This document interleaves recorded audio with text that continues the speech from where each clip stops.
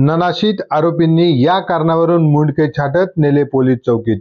बघा सविस्तर का केली असावी ही निर्गुण हत्या। पेठ पोलीस ठाण्याअंतर्गत येणाऱ्या ननाशी तालुका दिंडोरी येथे काल दिनांक 1 जानेवारी 2025 रोजी नववर्षाच्या सुरुवातीलाच सकाळी 10 ते 11 वाजेच्या सुमारास दोघा पिता पुत्रांनी एकाचे भरवस्तीत मुंडके छाटत थेट मुंडके घेऊन पोलीस चौकीत आरोपी हत्यारासह दाखल झाले होते। या क्रूरतेचा कळस नागरिक राजरोजपणे पाहत राहिले। यामुळे ननाशीत एकच खळबळ उडाली होती। परंतु ही हत्या आरोपींनी का केली याचे कारण आता समोर आले आहे।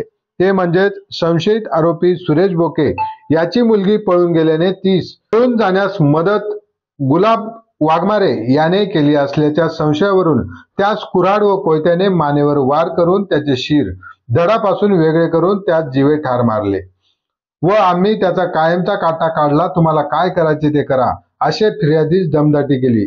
मयताची पत्नी मीनाबाई वाघमारे हिने पेठ पोलीस ठाण्यात सुरेश बोके व रामदास उर्फ रामड्या बोके या दोघांविरुद्ध फिर्याद दिली असून गुन्हा नोंद करण्यात आला आहे। याबाबत अधिक तपास पोलीस निरीक्षक DM गोंदके यांच्या मार्गदर्शनाखाली पेठ पोलीस करीत आहेत। दरम्यान ननाशी गावात तणावाचे वातावरण असून पोलीस बंदोबस्त मोठ्या प्रमाणात तैनात करण्यात आला आहे।